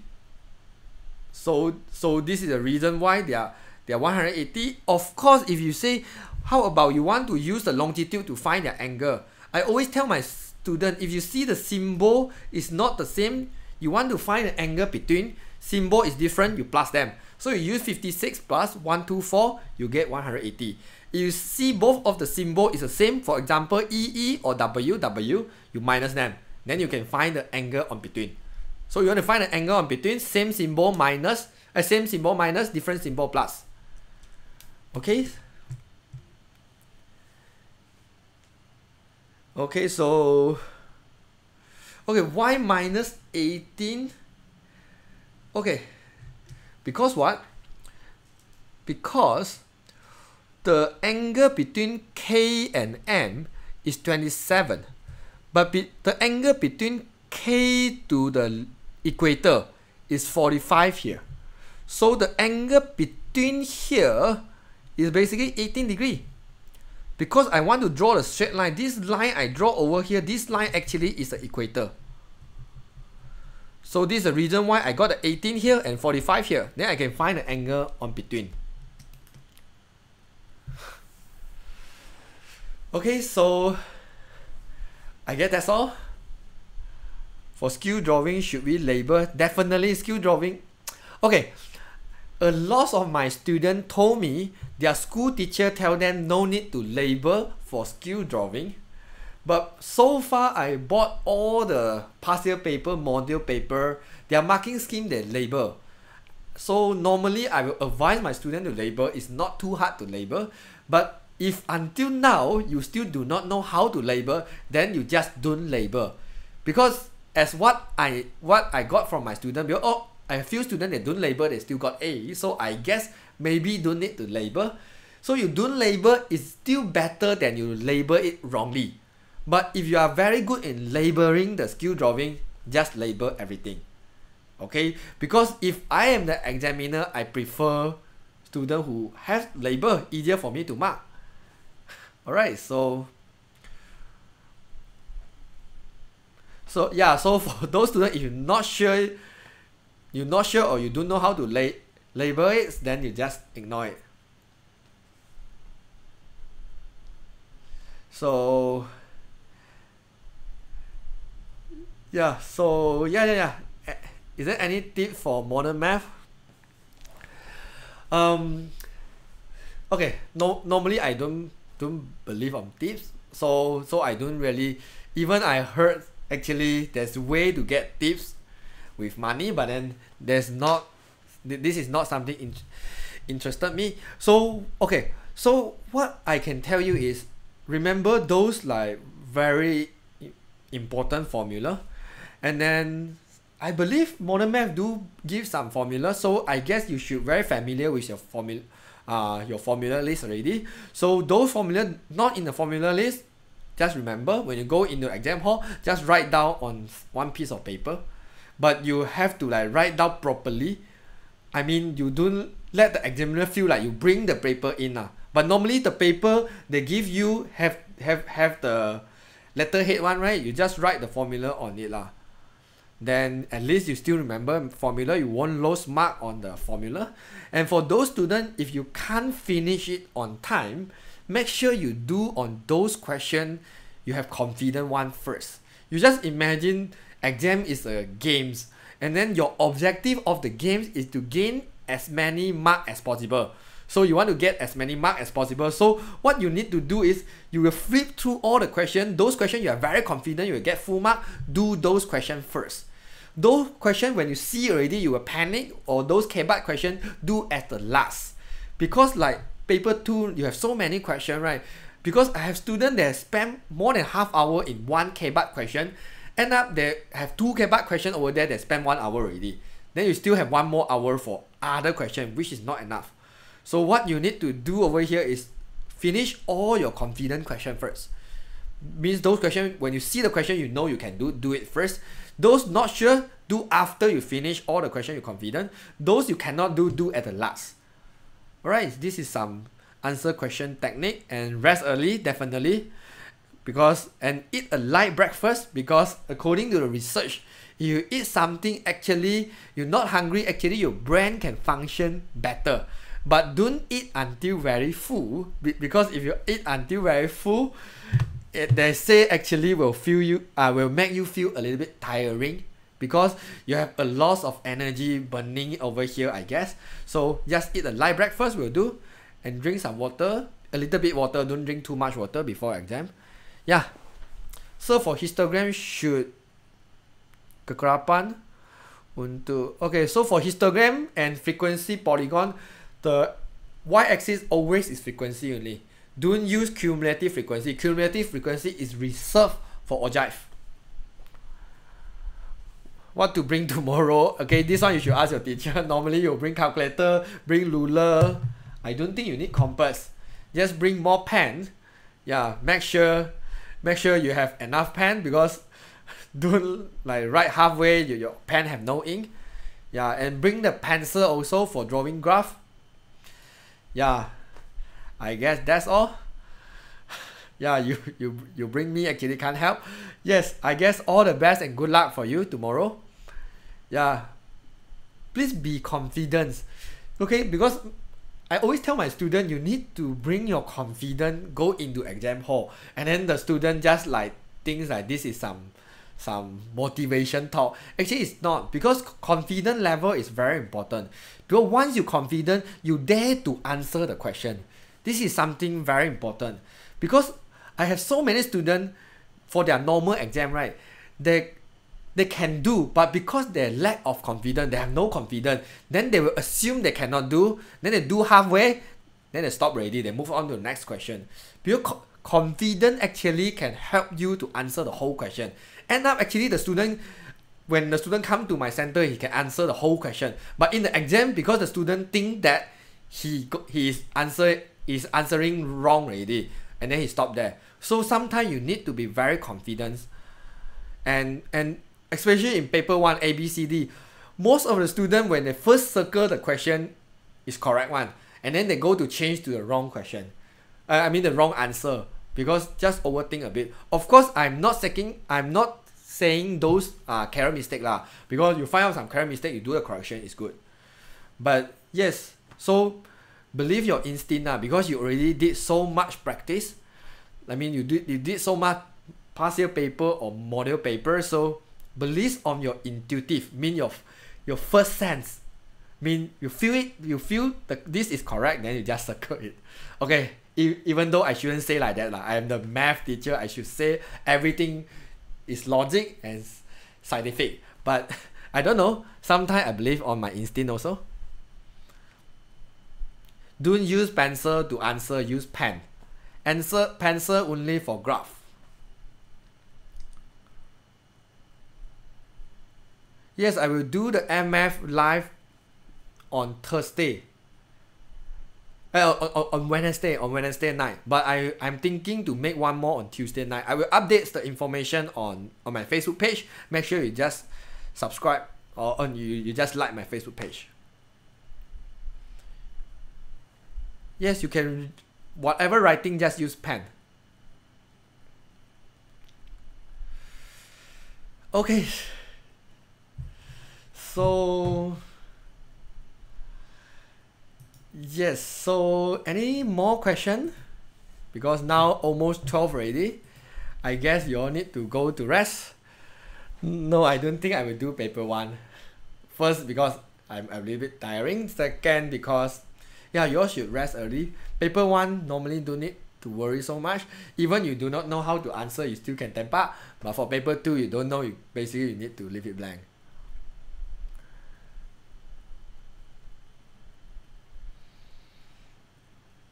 Can I know something about Sutu Dongkakan? Actually, I don't really know about Malay term, even though I study in Malay when I took my SPM. But it's like many years ago. The formula sheet actually is standard already. You can go to get it. I think when you buy the model paper or past year paper, the formula sheet should be over there already. The skill drawing use pencil. Whatever drawing thing you will use pencil.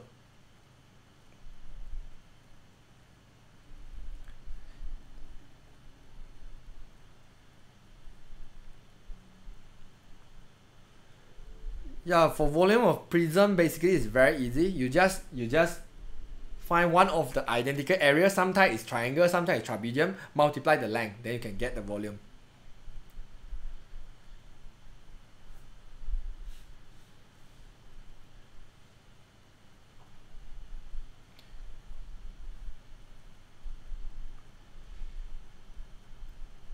Yes, okay, for paper 1 have to use pencil, right? Because you all still need to actually shade the answer sheet with the pencil, right? Yeah, that one for paper 1 definitely use pencil. Alright, so you all should know about this pencil pen thing many years ago, right?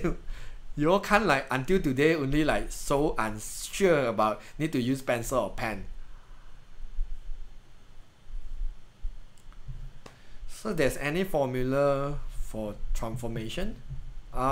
Formula for transformation, normally I only remember the area of image equals to skew factor square multiply area of object. Yeah, for those students who need the help in bearing or inverse metric, I have the video for inverse metric and bearing.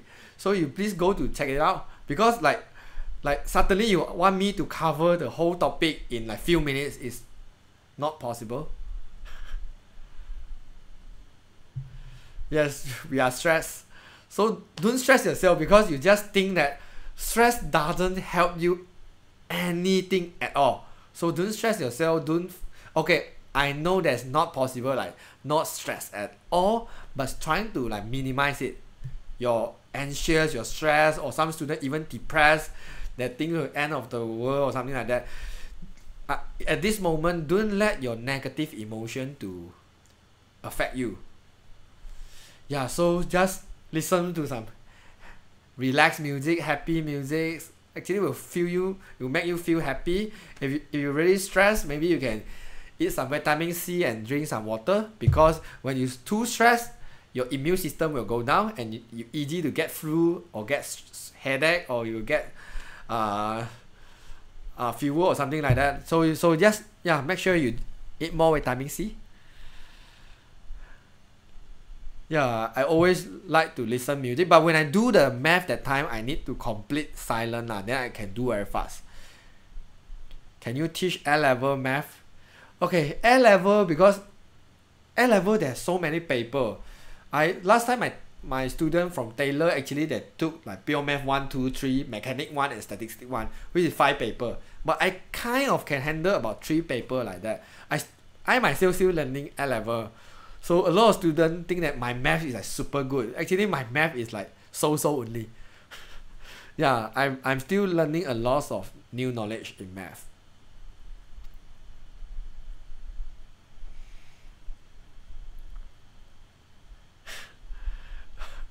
Where do you get your haircut? No, I just cut in somewhere in KL. Yes, so A level and SPM and matrix basically is similar level. So I think next year I will start to post a little bit video on SPM, A level and mx+c. Yeah, so but I'm not really good on it, so I will study first and make sure I fully understand, then only I post the video. Because sometimes you understand yourself and you can teach someone is the different thing.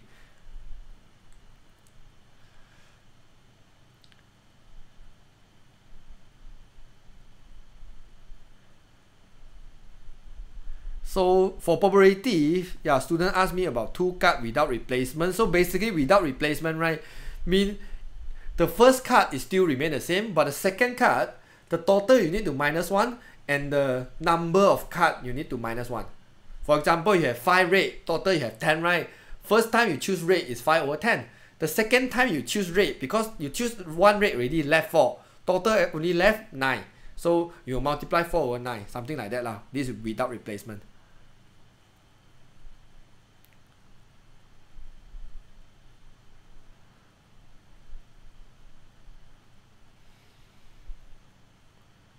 If I answer all from B, will the teacher chosen? Yes. For the last section 5 to 5 question, you need to choose 4, right? If you answer all the question according to what I know, teacher will mark all the 5 questions and then they will choose the 4 which is highest mark one. Yeah, if you have a lot of time, yeah, please always answer all the questions.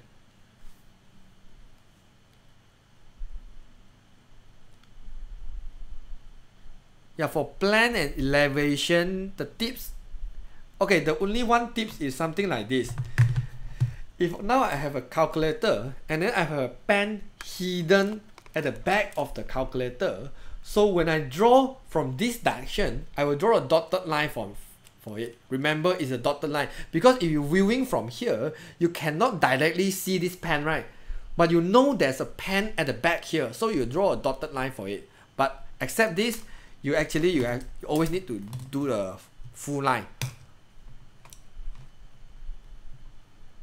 Yeah, please don't tamper on paper 1 because paper 1 is like 1 mark for each question. It's very important.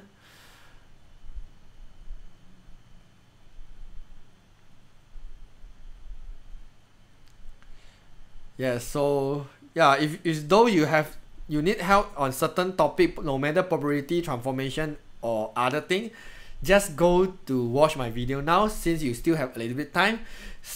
What time is your exam tomorrow?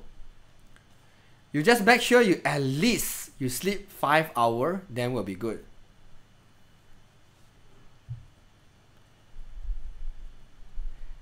If for coordinate A1 and 1A, definitely is not the same. Okay, is 8 AM definitely, imagine you need to depart at 7, then you need to wake up at 6, then that means you need to sleep before 1. Simple math, right? So yeah, go to rest early. Can I use the white calculator? Yeah, whenever the FX570, you can use the calculator, no worry. Wow, the second paper is on 10 AM. That means you just suffer 4 hours, then you can finish all the math paper.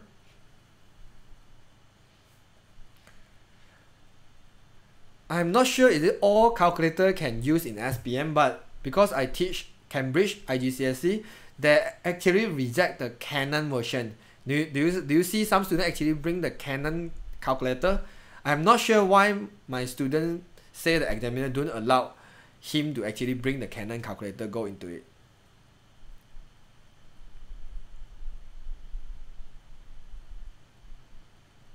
yeah, for transformation, I heard you can actually use the tracing paper. I haven't tried that technique, but I heard it's quite easy.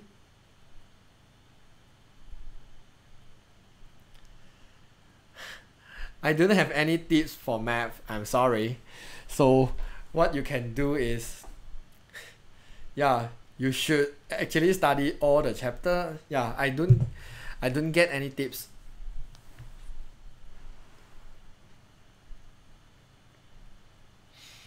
Alright, so it's about 11:30 already, so I just do not want to waste your time. So I will wish you all the best tomorrow, and please do your best in your SPM math exam.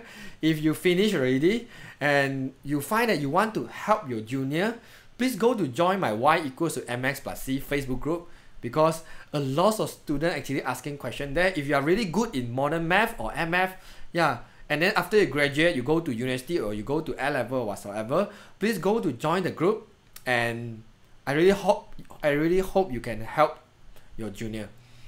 And if you really like my teaching and my video, please give me a testimonial in my Facebook page, because yeah, recently I have quite a lot of 5-star review there. Definitely, I really appreciate that.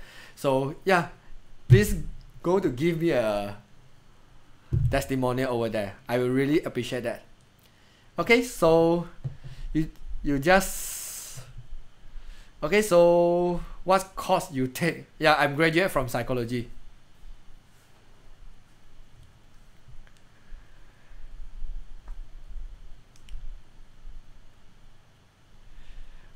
Okay, so yes, all the best. Bye bye.